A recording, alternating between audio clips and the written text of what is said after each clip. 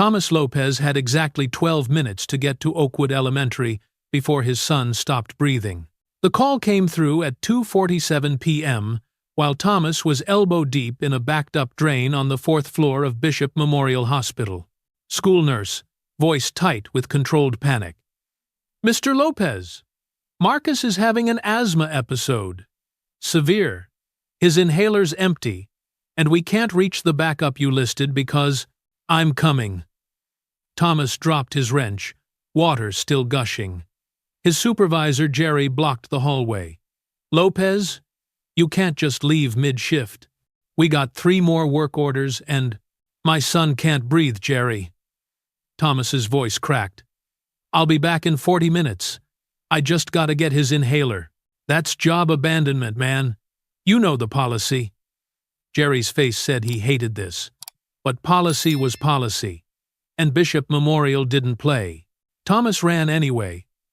Sprinted through those sterile white hallways he'd mopped 1,000 times, past doctors who didn't see him, past the executive elevators that went to the top floor, where people who'd never missed a meal made decisions about people who had. He hid his Toyota in the parking garage, hands shaking as he keyed the ignition. 12 minutes. Oakwood Elementary was 15 minutes away, on a good day. He made it in 9, burned through 2 red lights, and found Marcus in the nurse's office, lips blue, small chest heaving, eyes wide with the specific terror of drowning in air. Thomas grabbed his son, inhaler ready, and watched the medication open Marcus's lungs like a miracle. "Daddy," Marcus gasped. I couldn't. I got you, baby. I got you." Thomas held his boy until the shaking stopped, until that beautiful brown face returned to its normal color, until Marcus's breathing evened out into something that didn't sound like death. By the time Thomas got back to Bishop Memorial, Marcus safe with his grandma now, crisis averted, security was waiting at his locker. "Mr. Lopez, you need to come with us." They walked him to HR like he'd committed a crime. The HR director, a white woman named Patricia, who'd never once made eye contact with him in 5 years, slid termination papers across the desk. "Job abandonment is immediate grounds for dismissal, per your employment contract section 4.2. Your final check will include unused PTO. Security will escort you out." "My son almost died. That's not relevant to the policy violation." Patricia's voice was the temperature of a walk-in freezer. "You're eligible to reapply after 6 months." Thomas sat there, numb. 5 years of perfect attendance, employee of the month twice, never a complaint. Gone in one signature. He thought about arguing, begging, explaining that Marcus had asthma, that emergencies didn't schedule themselves around shift rotations. But Patricia was already standing, already done with him. What Thomas didn't know, what he couldn't know, was that Patricia's boss had sent a memo that morning about tightening attendance enforcement to cut labor costs by 8% this quarter. That memo had come from the top floor. From the CEO's office? From a woman named Deborah Bishop, who'd never once set foot in the maintenance department, who didn't know Thomas Lopez existed, who signed off on operational efficiency measures between conference calls about shareholder value. Deborah Bishop, who at that exact moment was in a consultation room 7 floors above Thomas's termination, holding her daughter Lily's hand, while a cardiologist explained that without a heart transplant in the next 6 months, her 1 6-year-old wouldn't see 17. 2 lives, 2 families, 1 hospital. The collision hadn't happened yet, but fate was already pressing the gas pedal. Asterisk. The letter from Blue Cross Blue Shield arrived 3 days after the termination. Coverage ends 11:59 p.m. on last day of employment. Thomas read it twice, then checked Marcus's medication bottles lined up on the kitchen counter like soldiers. The daily maintenance inhaler Flovent, the orange one that kept Marcus's airways open, had maybe 2 weeks left. Retail price without insurance, $340. Thomas called every pharmacy in Detroit. Rite Aid? Walgreens? CVS. The answers were all the same. Do you have a good RX coupon? That'll bring it down to $287. Still might as well have been $1 million. He hit the free clinics next.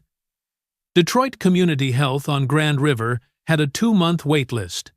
Cass Corridor Clinic wasn't taking new patients.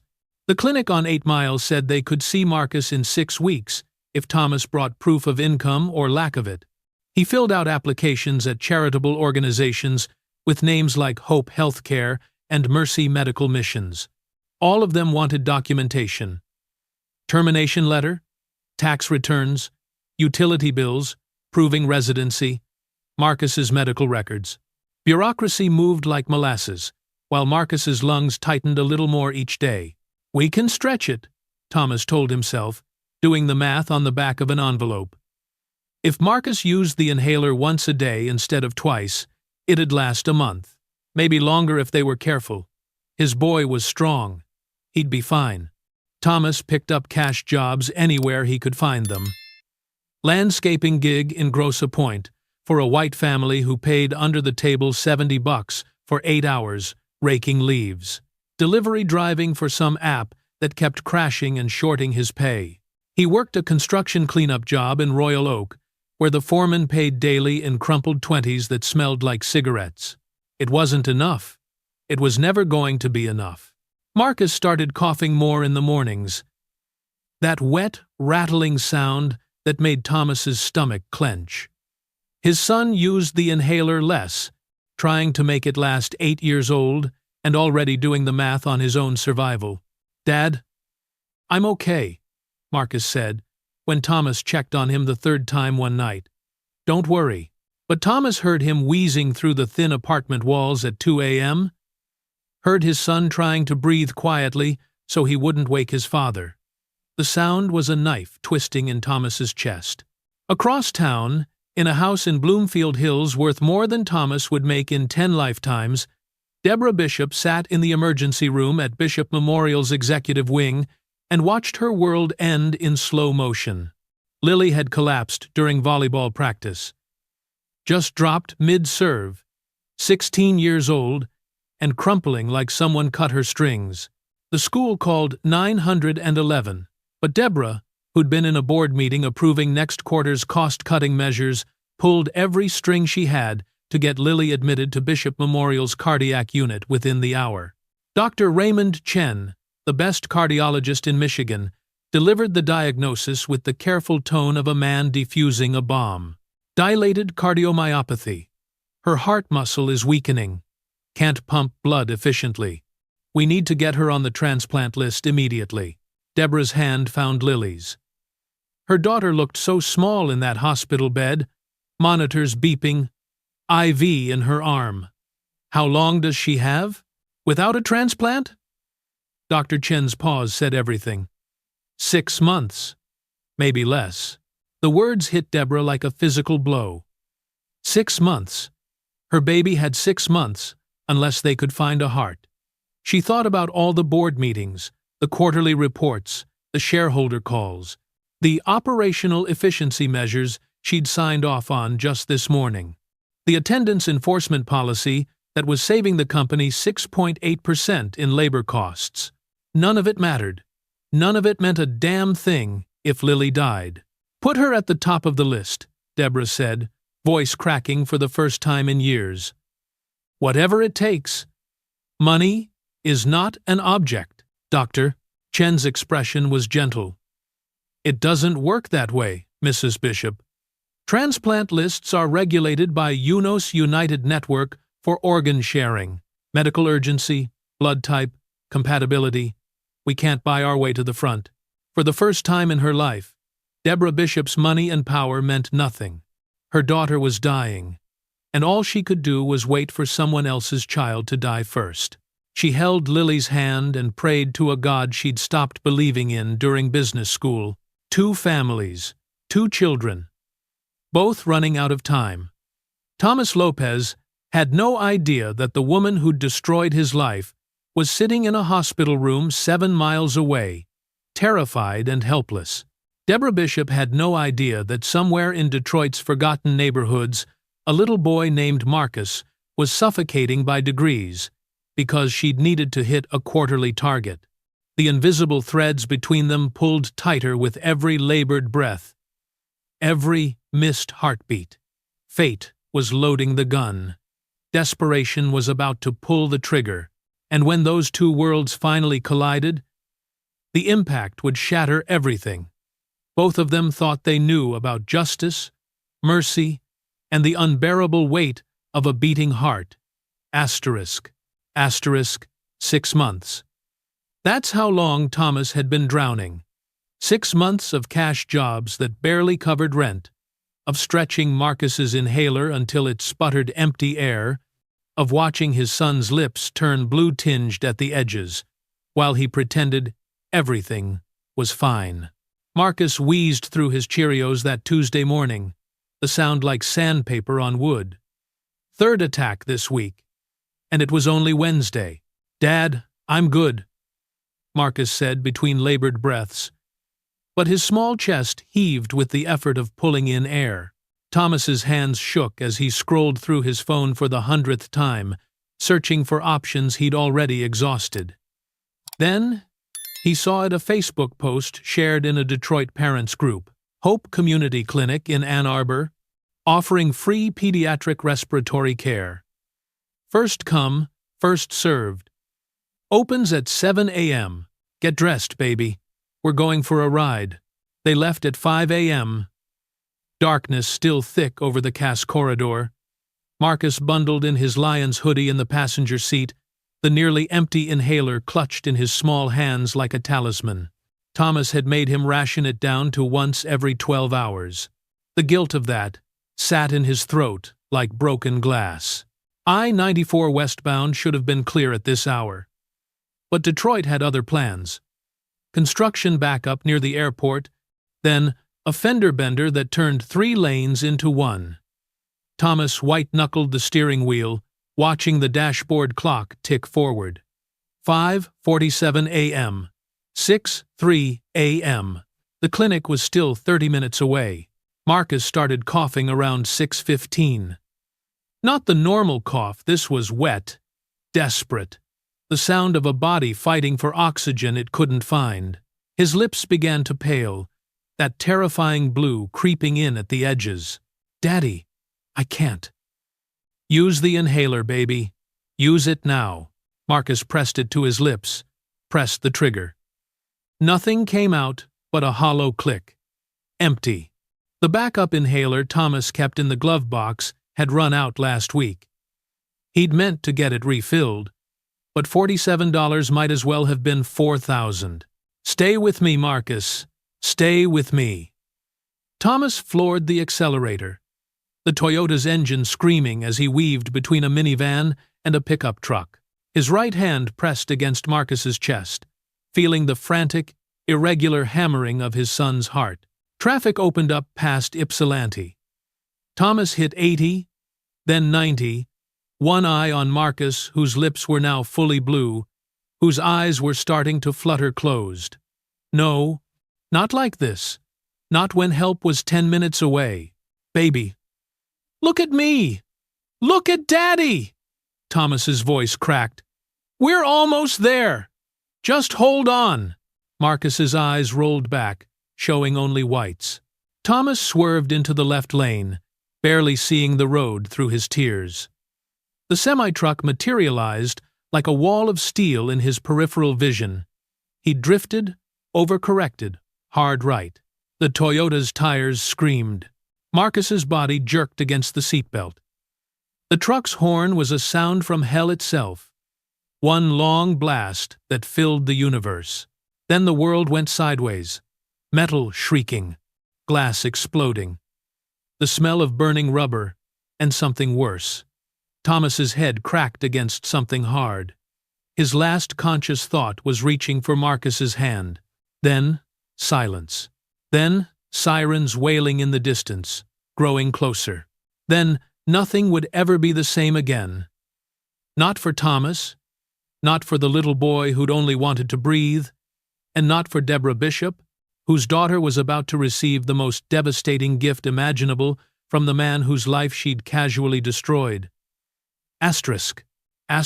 Thomas.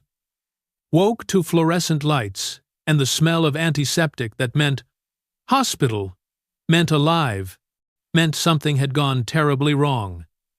His head felt like it had been split open and poorly glued back together. His ribs screamed with every shallow breath. A nurse's face swam into focus above him. Young, black, eyes full of a pity that made his stomach drop. Mr. Lopez, you're at University of Michigan Hospital. You've been unconscious for 3 hours.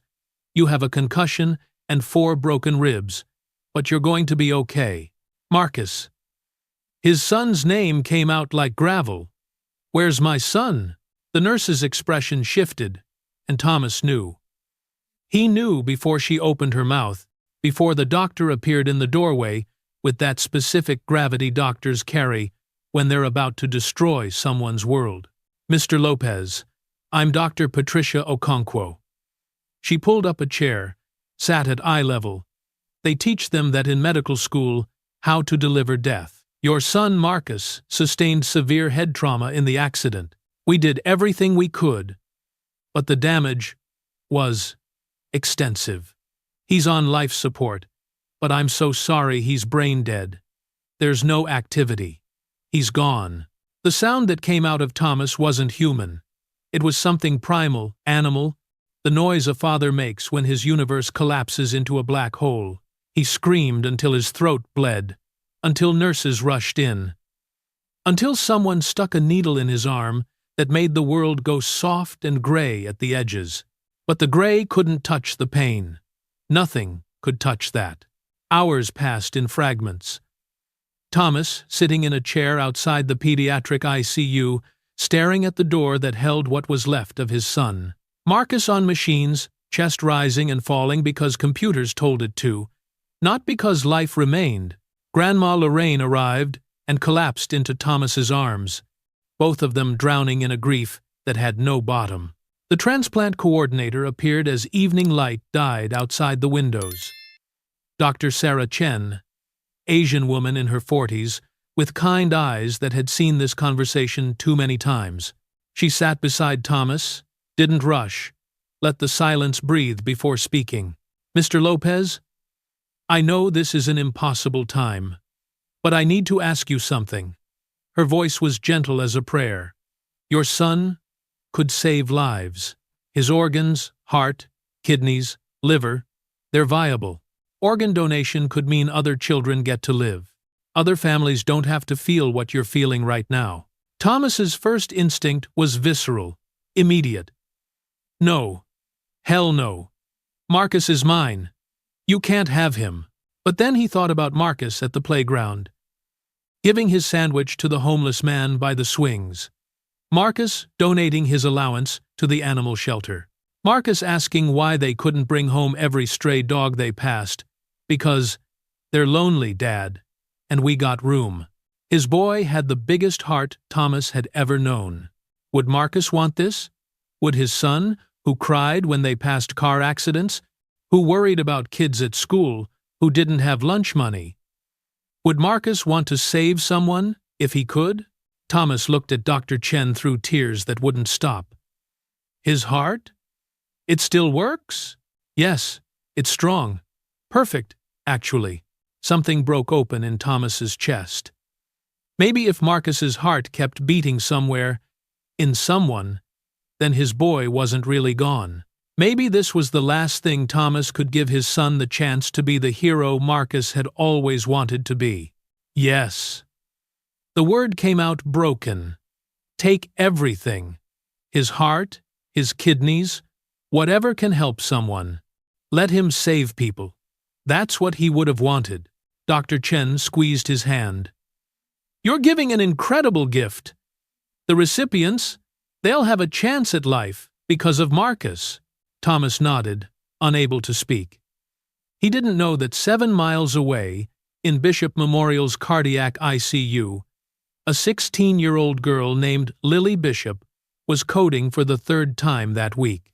He didn't know that her mother Deborah was on her knees in the chapel, begging God for a miracle. He didn't know that Marcus's perfect, beautiful, the generous heart was about to save the daughter of the woman who'd destroyed their lives.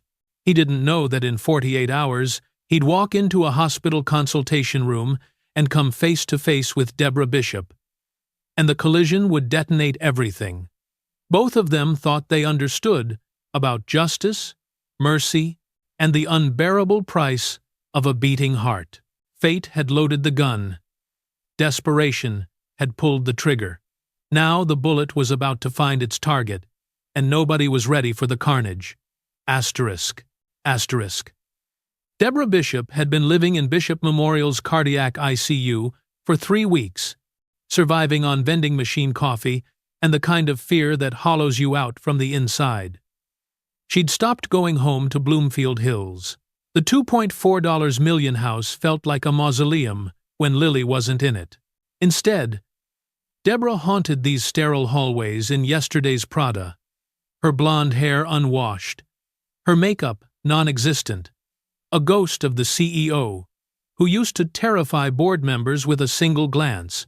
Lily had coded twice in the last 72 hours. Each time, Deborah watched through the ICU window as doctors shocked her daughter's failing heart back into rhythm.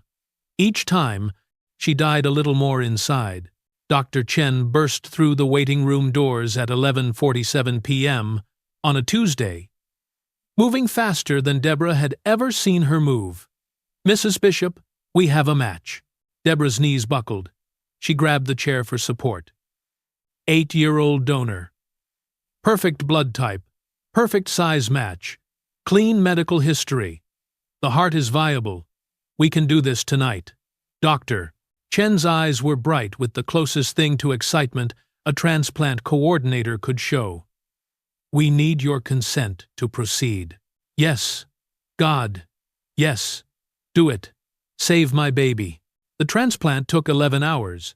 Deborah paced the surgical waiting room like a caged animal, wearing a path in the carpet between the coffee station and the window overlooking the Detroit River. She prayed to a God she hadn't spoken to since her father's funeral 15 years ago, made bargains she knew she couldn't keep.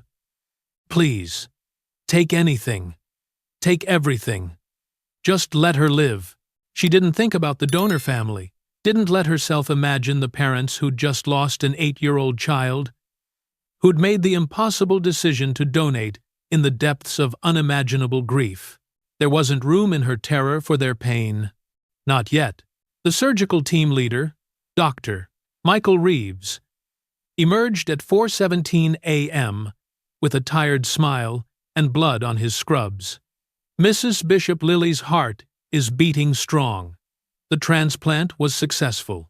Deborah collapsed into the nearest chair and sobbed for the first time since her divorce 7 years ago. Not the pretty crying you see in movies.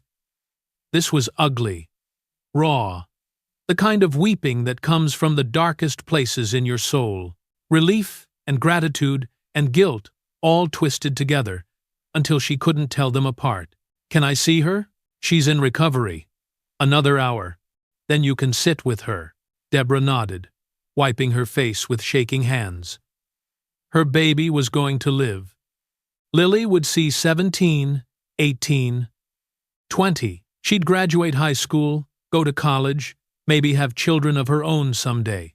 All because somewhere in Michigan, an 8-year-old's heart had stopped beating, and their family had been generous enough to share the pieces. "Thank you," Deborah thought toward the unknown donors. "Whoever you are, whatever you're going through, thank you for saving my daughter." She had no idea that whoever you are was Thomas Lopez, the maintenance worker she'd fired 6 months ago for saving his son's life. The man whose termination had set in motion the exact chain of events that led to this moment, his child dead, hers alive, both of them connected by threads of tragedy and policy, and the unbearable mathematics of organ donation. Across town, in a modest funeral home on 7 Mile Road, Thomas sat in a chair that smelled like old flowers and chosen a casket for Marcus.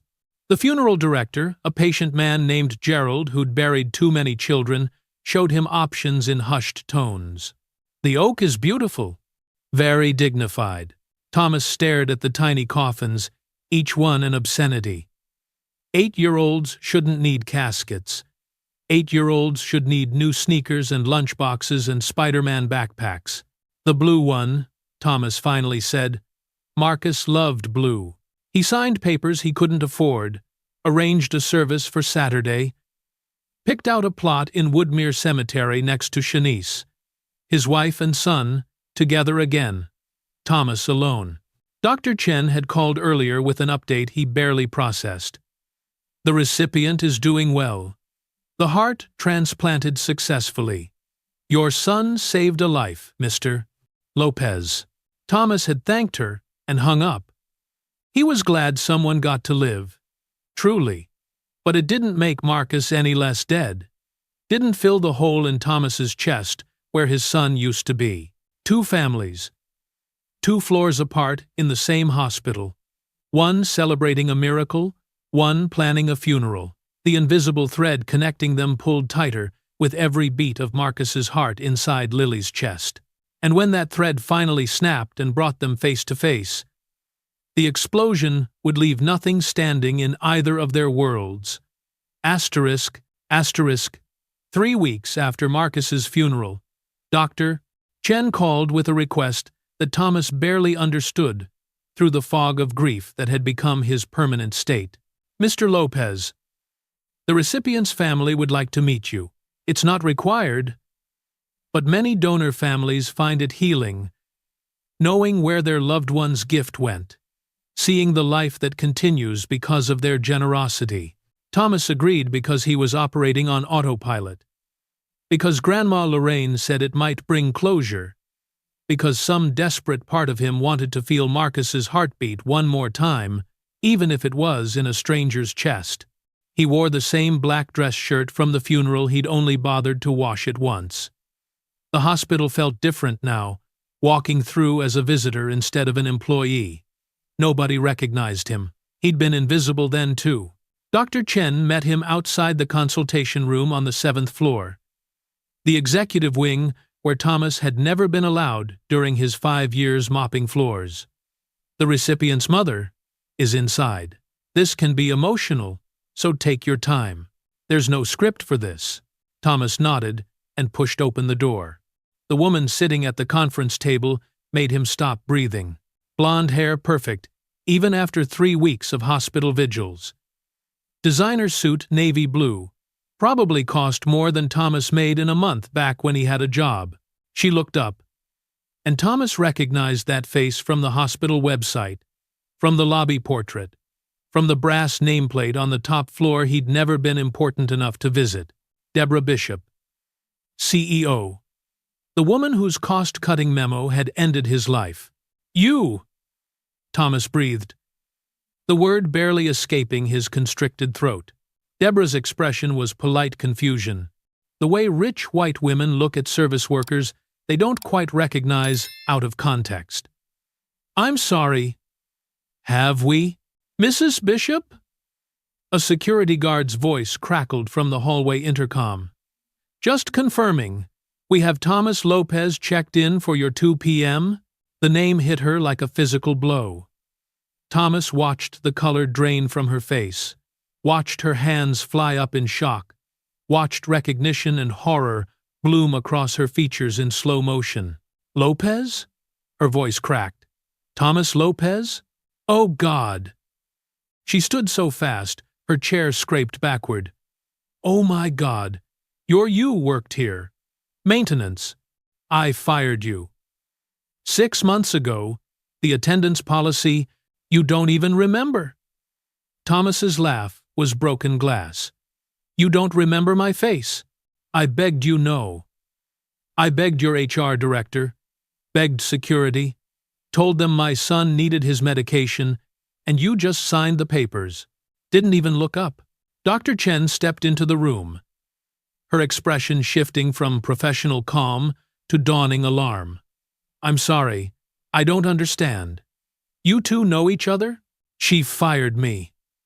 Thomas's voice rose, 6 months of rage finally finding its target. I left my shift because my son couldn't breathe, and she fired me for it. No insurance? No money? Couldn't afford his medication? That's why we were driving to a free clinic. That's why we crashed. That's why Marcus is dead. The silence in the room was suffocating. Deborah's hands shook. I didn't. The attendance policy was company-wide. I didn't know about individual. You didn't care. Thomas took a step toward her. And Doctor? Chen moved between them instinctively. My son died because you needed to save 6.8% in labor costs. And now his heart. His voice broke completely. His heart is in your daughter? The woman who killed him gets to have her kid live because mine died? Mr. Lopez, Dr. Chen started. Is that where his heart is? Thomas demanded, staring at Deborah. Deborah crumpled against the table. And for the first time, Thomas saw her as something other than the Ice Queen CEO. She looked destroyed, haunted. I'm sorry, God, Thomas. I'm so sorry. I didn't know. You didn't look. Thomas backed toward the door, feeling like the walls were closing in. You never looked. He stumbled into the hallway, found a bathroom, and vomited until there was nothing left. When he finally emerged, Dr. Chen was waiting. Mr. Lopez, I had no idea about your history with Mrs. Bishop. This is highly unusual. Unusual? Thomas laughed bitterly. My dead son's heart is keeping alive the daughter of the woman who destroyed my life. What's the word for that? Because unusual doesn't cut it. Back in the consultation room, Deborah Bishop sat alone. Her perfect composure shattered. She pulled up her company's HR records on her phone with trembling hands, found Thomas Lopez's file. Read his termination notice dated 6 months ago. The reason, job abandonment during shift, Section 4.2 violation. The supervisor's notes buried in the file. Employee, left to attend to son's medical emergency. Chose not to grant exception per new attendance policy. Her attendance policy. Her efficiency measure. Her signature on the memo that had gone out to all supervisors, no exceptions. Termination is mandatory for job abandonment. Deborah looked at the termination date. Then she opened her calendar and scrolled back. That day, she'd been in back-to-back meetings, had signed off on 17 different policy updates between conference calls. She didn't remember Thomas Lopez. She'd never even seen his face. She'd killed a child she'd never met, and that child's heart was now beating inside her daughter's chest. The cruelty of it, the mathematical precision of fate's revenge, made her double over and sob into her hands. In the hallway, Thomas leaned against the wall and tried to breathe.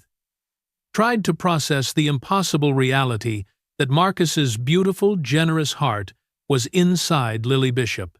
That the woman who destroyed them would get to keep her daughter, because his was gone. And somewhere between them, in a recovery room 2 floors down, 16-year-old Lily Bishop slept peacefully, a stranger's heart beating steady and strong in her chest, completely unaware that her second chance at life had cost everything from the man her mother had carelessly destroyed. The collision was complete. Now came the fallout. Asterisk. Dr. Chen convinced Thomas to come back into the room. Just 5 minutes. Let's talk about this. We need to process what's happening here. Thomas sat at the opposite end of the conference table from Deborah, as far away as the room allowed. His hands were fists on the polished wood. Deborah looked like she'd aged 10 years in 10 minutes. Her mascara smudged, her perfect facade cracked wide open. I don't. Deborah's voice shook. I don't remember you specifically. I'm not saying that to be cruel. There are 4,000 employees across 6 hospitals. But the attendance policy, the enforcement initiative that was mine, My cost-cutting measure. I signed off on it in March. Mandatory termination for job abandonment, no exceptions, to reduce labor costs by 8% annually. You killed my son. Thomas stood so fast his chair scraped backward with a sound like a scream. You want to talk numbers? Here's a number. $340. That's what his inhaler cost, without insurance. I couldn't afford it after you fired me. I stretched his prescription, made it last twice as long as it should have. Marcus died choking on his own breath in my arms, while I drove him to a free clinic 45 minutes away, because that was the only place that would see him without insurance. Deborah's face crumpled. Thomas? I didn't know. And now his heart is keeping your kid alive? Thomas's voice rose to a roar. The woman who destroyed us gets to keep her daughter because mine is dead? You think, sorry, fixes that? You think, I didn't know, makes it better? Mr. Lopez, please. Dr. Chen stood, hands raised in a calming gesture. Sorry felt obscene in Deborah's mouth, like speaking a foreign language she'd never learned. What words existed for this? How do you apologize for killing someone's child through spreadsheet optimization and quarterly targets? I'm sorry. She said anyway, because there was nothing else. God, Thomas, I'm so sorry. If I could take it back. You can't. Thomas grabbed his jacket. You can't take back shit. Marcus is dead. Your policies killed him, and now you get to watch your daughter live with his heart while I bury my son on Saturday. This is a lot, Dr. Chen interjected, her professional calm fraying at the edges. For everyone. Maybe we should reschedule. Take some time to… There's nothing to reschedule. Thomas headed for the door. I did what I came to do. I donated Marcus's organs, helped people. That's what my son would have wanted. I don't need to see her again. I don't need to know how Lily's doing. I did my part. We're done. He walked out before anyone could stop him. In the hallway, Thomas made it 10 feet. Before the rage overwhelmed everything else. His fist connected with the wall once, twice, 3 times, until his knuckles split and bled. And the pain in his hand finally matched the pain in his chest. A nurse rushed over, trying to check his hand, but Thomas shook her off and kept walking, leaving bloody smears on the wall like a trail of evidence. Back in the conference room, Deborah sat alone in the silence. Dr. Chen had gone after Thomas, leaving her with nothing but the truth she'd been running from her entire career. Her policies had names, faces, body counts. Thomas Lopez. Marcus Lopez. How many others had she destroyed with efficiency memos and cost-cutting initiatives? How many families had she devastated between conference calls, between sips of imported sparkling water, between board presentations about shareholder value? She pulled up her phone with shaking hands and looked at Marcus's obituary online. 8 years old, survived by his father Thomas Lopez and grandmother Lorraine Jackson. Services Saturday at New Bethel Baptist Church. In lieu of flowers, donations to the American Asthma Foundation, the photo showed a beautiful brown-skinned boy with his father's eyes and a gap-toothed smile that could light up a room. He was wearing a firefighter costume, holding a toy Dalmatian. This child, this specific child, with dreams and a smile, and a father who loved him. She barely made it to the trash can before vomiting, her body rejecting the truth her mind couldn't process. When there was nothing left, she sat on the floor of her own hospital's executive conference room and wept. Her phone buzzed. A text from Lily's nurse. Your daughter is awake and asking for you. She's doing wonderfully. Vitals are perfect. The new heart is working beautifully. Marcus's heart, working beautifully. Keeping Lily alive while its original owner lay in a funeral home waiting to be buried. Deborah had spent 25 years building an empire on the belief that business was just business, that profits and people existed in separate worlds, that her decisions were about numbers on spreadsheets, not human lives. Now she knew the price of that lie, and she'd be paying it for the rest of her life every time her daughter's heart beat, every time Lily laughed or dreamed or lived the future Marcus Lopez would never have. 2 floors down, Thomas sat in his Toyota in the parking garage, hands bleeding on the steering wheel, and made a decision that would change everything. He pulled out his phone and scrolled to a saved number. Marcus Reeves, Detroit Free Press. The journalist who'd offered him $15,000 for his story a week ago, Thomas's thumb hovered over the call button. $15,000 would cover the funeral, the medical bills, the rent he was 3 months behind on. He could destroy Deborah Bishop with a single interview. Let the world know what kind of woman she really was.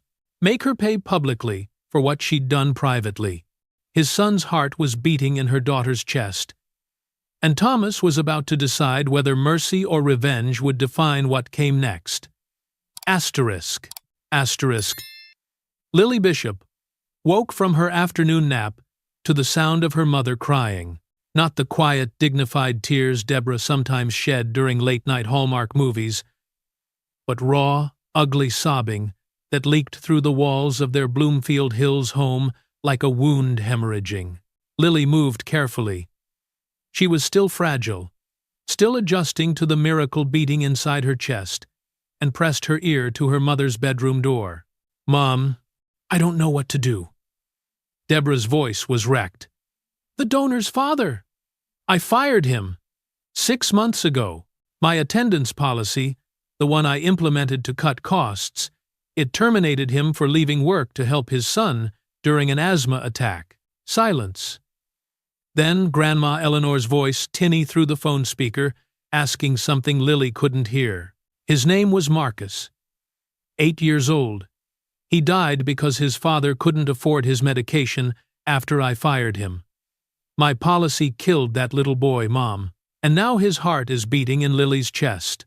The words hit Lily like a physical blow. Her hand flew to her chest, pressing against the scar that ran down her sternum, feeling the steady, strong rhythm beneath her palm. Not her heartbeat. Not anymore. Marcus Lopez's heartbeat. A little boy, 8 years old, dead because he couldn't afford medicine. Medicine he needed because Lily's mother had fired his father for trying to save him. Horror crashed over her in waves. She stumbled back to her room, grabbed her laptop with shaking hands, and started searching. Marcus Lopez, Detroit. Marcus Lopez, obituary. Marcus Lopez, 8 years old. The photo from the funeral home website destroyed her. A beautiful black boy in a firefighter costume, gap-toothed smile bright enough to light the world. The obituary said he loved Legos and wanted to save people when he grew up, that he donated his organs so other kids could live, so she could live. Lily pressed both hands to her chest and felt Marcus's heart, his heart beating steady and strong. This boy had died, and her mother's cruelty had killed him, and now Lily was alive because of him. The guilt was suffocating. She found Thomas Lopez's address through hospital records her mother had carelessly left open on the Home Office computer donor family information for follow-up coordination. Cass Corridor, Detroit. 45 minutes from Bloomfield Hills, but might as well have been another planet. Lily called an Uber while her mother was still crying in her bedroom. Left a note on the kitchen counter. Went for a drive. Need air. Love you.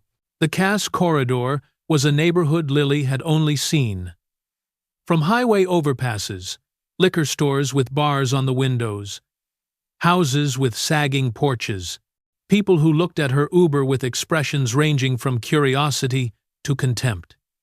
The address led to a tired apartment building, paint peeling, stairs creaking under her feet. Lily knocked on 3B with a hand that wouldn't stop shaking. Thomas Lopez answered in a stained undershirt and sweatpants, looking like he hadn't slept or eaten in weeks. When he saw her blonde, pale, 16, His face went through a journey of emotions Lily couldn't begin to name. Who?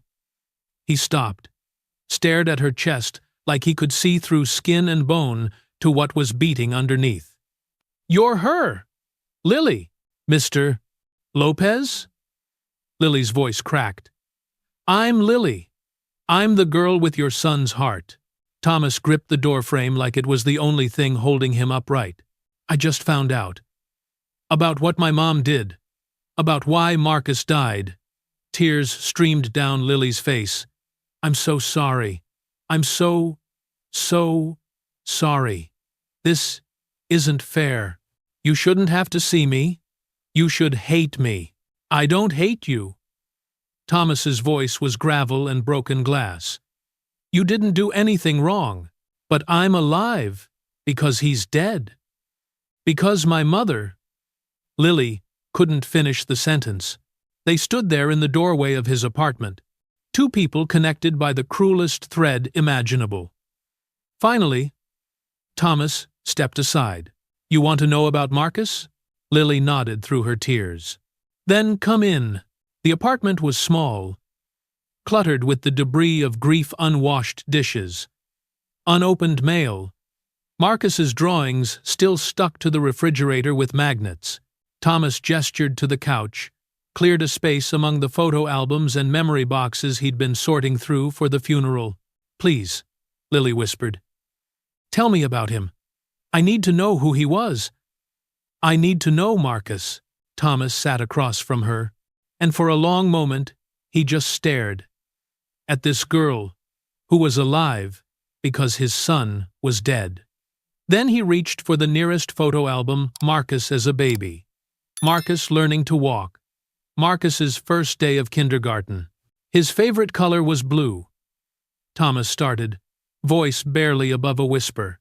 He wanted to be a firefighter when he grew up. Said he wanted to save people who were in trouble. Lily pressed her hand to her chest again, feeling Marcus's heart beat faster as emotion washed through her. He did save someone. He saved me. Yeah. Thomas's voice broke. He did. What neither of them knew was that Deborah Bishop had just discovered Lily's note. Was currently losing her mind with panic. Calling Lily's phone over and over with no answer. Was about to use Find My iPhone to track her daughter's location and discover that Lily was in Thomas Lopez's apartment. The collision had happened 3 weeks ago. Now, the explosion was about to follow, and this time, all three of them would be caught in the blast radius. Asterisk. Thomas couldn't look at Lily Bishop for more than a few seconds at a time. Every time he did, he saw Marcus saw the life his son should be living. The teenage years he'd never reach. The future that had been stolen. But Lily kept coming back. She showed up the following Tuesday with questions. What was Marcus's favorite food? What made him laugh? Thursday, she brought copies of Marcus's drawings she'd found online from a school art show. I wanted you to have these, in case you didn't have copies. The next week, she came with a journal. I'm writing down everything you tell me about him, so I never forget, so I can honor him properly. Thomas wanted to hate her, wanted to slam the door in her face and tell her to leave him alone with his grief. But Lily wasn't her mother. Lily was just a kid trying to survive the impossible weight of living with a dead boy's heart. Meanwhile, Marcus Reeves from the Detroit Free Press wouldn't stop calling. 15,000, Mr. Lopez. Cash. All you have to do is tell your story. CEO's cost-cutting policy kills boy who saves her daughter. That's a national headline. People deserve to know what kind of woman Deborah Bishop really is. Thomas stared at the eviction notice on his kitchen counter. 3 months behind on rent. The funeral home wanted another $4,000. Marcus's hospital bills were in collections. $15,000 would solve everything. Would let him destroy the woman who'd destroyed him. He had Reeves's number saved in his phone. His thumb hovered over it a dozen times a day. Then, 3 weeks after their first meeting, Lily stopped coming. Thomas told himself he didn't care. Told himself it was better this way. Cleaner. Less painful. But on the 5th day of silence, he felt something twist in his chest that might have been worry. Dr. Chen's call came at 11:47 p.m. on a Friday. Mr. Lopez, I'm sorry to bother you, but Lily Bishop is experiencing a rejection episode. Her body is fighting Marcus's heart. We need complete medical history, environmental factors, genetic markers, anything that might help us understand why this is happening. Did Marcus have any? Thomas hung up. He sat in the dark of his apartment, Marcus's Spider-Man blanket clutched in his fists, and felt nothing. Let them figure it out themselves. Let Deborah Bishop feel what it was like to watch your child slip away and be powerless to stop it. Let her understand the specific hell Thomas had been living in for a month. His phone rang again. He ignored it. It rang 17 more times before finally going silent. The pounding on his door started at 2:13 a.m. Thomas opened it to find Deborah Bishop looking like she'd been dragged through hell backwards. No makeup, hair wild, mascara streaking down her face like war paint. She was still wearing hospital scrubs she'd clearly run straight from Lily's bedside. Please. The word came out broken. My daughter is dying. They need Marcus's medical history, environmental exposure, family history, anything that could help. Please, Thomas. I'm begging you. Get out! Thomas started to close the door. Deborah shoved her foot in the gap. I know you hate me. I know I deserve it. But Lily doesn't deserve to die for my sins. She's 16. She didn't fire you. She didn't create that policy. She's just a kid who wants to live. Marcus was just a kid who wanted to live too. Thomas's voice was ice. Where was your mercy then? I didn't know. Deborah's voice rose to a scream. I didn't know your son, didn't know his name, didn't know he existed. But that doesn't make it okay. I was wrong. I was cruel. I built a career on not seeing people as human beings, and Marcus paid the price. I know that. I'll carry that for the rest of my life. But punishing Lily won't bring him back. Thomas stood in the doorway. Marcus's medical file sitting on the table 15 feet away.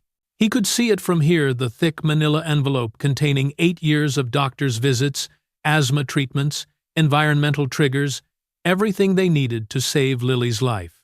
All he had to do was walk over and give it to them, or he could let his rage win. Let Deborah Bishop feel the helplessness he'd felt watching Marcus slip away. Let her daughter die the way his son had died, slowly, suffocating, while everyone stood around unable to save her. Please, Deborah whispered, and for the first time Thomas saw her as something other than the monster who'd destroyed his life. He saw a terrified mother on her knees, begging for her child, exactly like he'd begged outside the HR office 6 months ago while they called security. The universe was offering him a choice, mercy or revenge. Save the girl carrying his son's heart, or let his bitterness kill her. Marcus's voice echoed in his memory from 1,000 bedtime conversations. Dad, why do people hurt each other? Sometimes they're scared, baby. Sometimes they're hurting so bad they want everyone else to hurt too. That's sad. I think we should help people instead. Even when it's hard. Thomas looked at Deborah Bishop, at this broken, destroyed woman who'd killed his son through negligence and policy and corporate cruelty, and had to decide what kind of man he wanted to be. What kind of father Marcus would want him to be.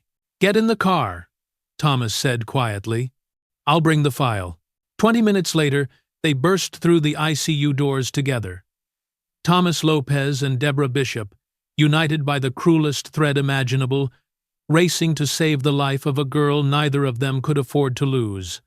Asterisk. Asterisk. The information in Marcus's medical file saved Lily's life. A rare environmental allergy to a cleaning agent used in the hospital. Something Marcus had developed at age 5 after a bad reaction. The doctors adjusted Lily's anti-rejection protocol, changed her environment, and within 48 hours, her body stopped fighting the heart that was keeping her alive. 3 months later, on a spring morning when the world was remembering how to be green again, Thomas Lopez walked through the doors of Bishop Memorial, carrying a worn photo album under his arm. Dr. Chen met him in the lobby with a smile that actually reached her eyes this time. "She's in the garden. 3rd floor, east wing. Take your time." The hospital garden was nothing fancy. Some benches, a few flower beds, windows that let in natural light. But after months of sterile rooms and beeping machines, it probably felt like paradise to a 16-year-old girl who'd spent too long dying. Lily sat on a bench in the sunlight. Color finally returned to her cheeks, looking more alive than Thomas had ever seen her. When she spotted him, she stood carefully, still cautious with her new heart, still learning to trust it. "Mr. Lopez." She smiled, tentative and hopeful. "You came." "Yeah." Thomas sat down, placed the photo album between them like an offering. "Figured it was time you met him properly. Not just the sad parts, the good parts too." For the next hour, Thomas walked Lily through 8 years of Marcus's life. Birthday parties with dinosaur cakes. Marcus had been obsessed with velociraptors, could name every species of theropod. Halloween costumes, always a firefighter, even when the other kids were being superheroes. The photo of Marcus sharing his lunch with a kid at school who'd forgotten his money. Thomas had taken it through the cafeteria window during a surprise visit. "He did that a lot," Thomas said, his voice thick. "Gave away his lunch, his toys, his allowance. Had the biggest heart I've ever known." He paused. "Literally, I guess." Lily laughed through tears, her hand pressed to her chest where Marcus's heart beat steady and strong. "He saved people, even when he was little. Just like he wanted to." "He saved you!" Thomas looked at her really. Looked at her for the first time without rage clouding his vision. "You're alive because my son was generous even in death, because he would have wanted that." "I'll honor him," Lily whispered fiercely. "I promise you, Mr. Lopez. I'll live the life he should have had. I'll be kind like he was. I'll help people like he wanted to. I'll make sure his heart—" Her voice broke. "I'll make sure his heart gets to do all the good things he dreamed about." Thomas nodded, unable to speak for a moment. Finally, "He would have liked you, Lily. He really would have." They sat in silence, watching sunlight filter through the windows. Thomas told her more stories. Marcus's obsession with Legos, how he'd cried for 3 days when their neighbor's cat died, how he'd saved his allowance for 6 months to buy Christmas presents for kids at the homeless shelter. "He sounds perfect," Lily said. "He wasn't perfect. He was real." Thomas smiled for the first time in months.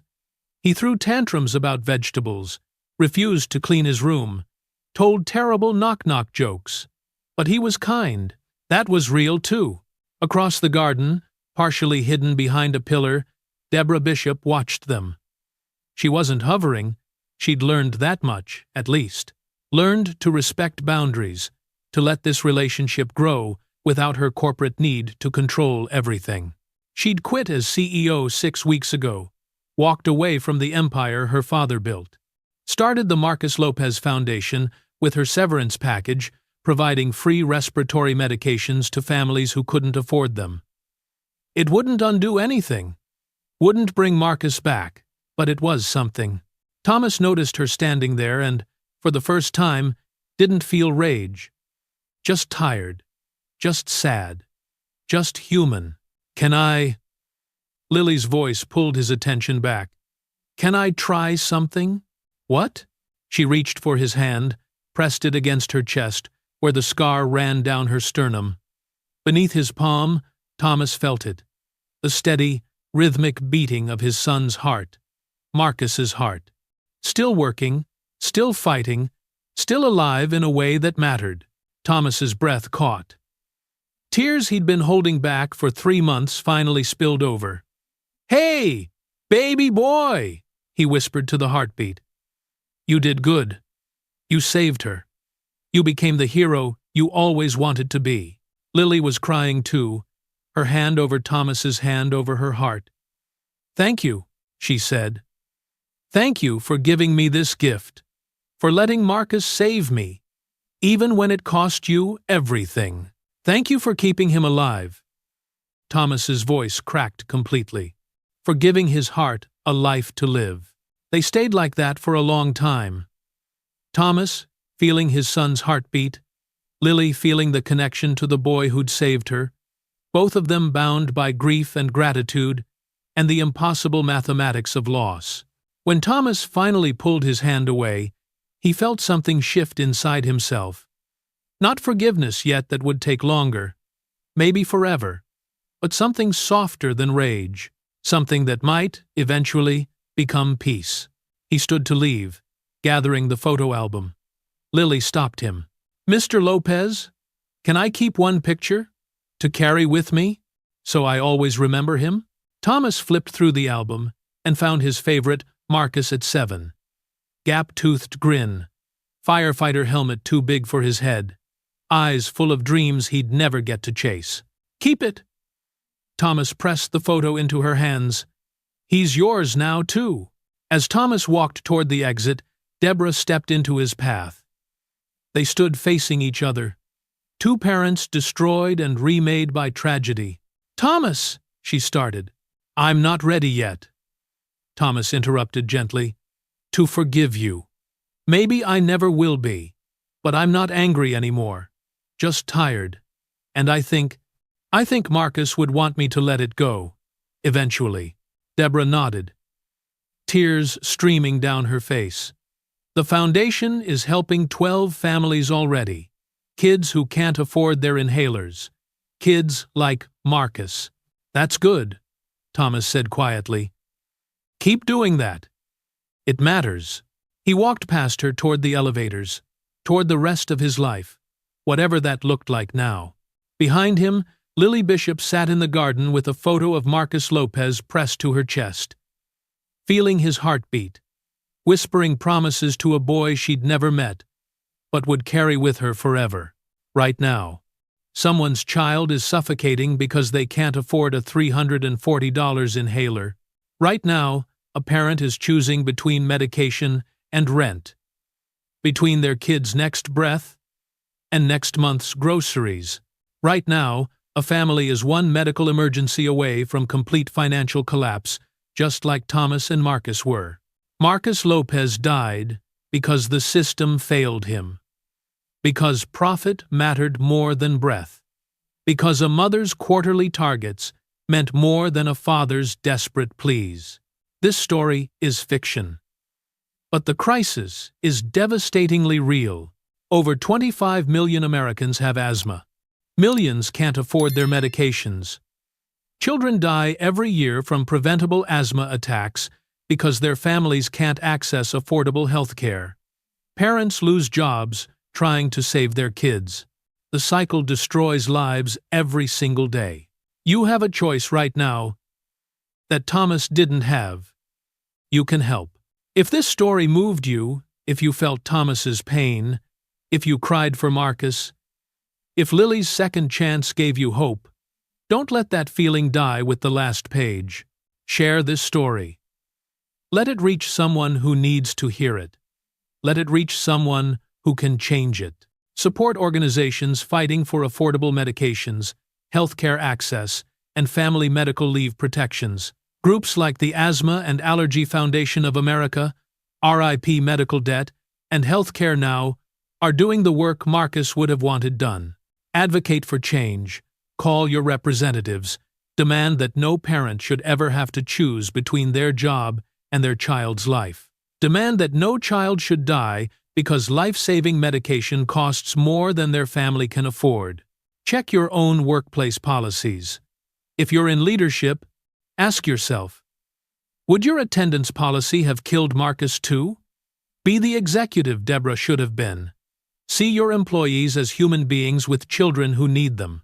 Become an organ donor. Marcus saved Lily because Thomas made an impossible choice in his darkest moment. You can make that choice right now, today, when it costs you nothing. Register at organdonor.gov. One donor can save 8 lives. Marcus Lopez wanted to be a firefighter. Now it's your turn. Don't scroll past this. Don't let Marcus's story be just another tragedy you forgot by tomorrow. Do something. Subscribe and leave a comment. Because somewhere right now, another Marcus is running out of breath, and another Thomas is running out of options. And you, unlike them, still have the power to change how this story ends.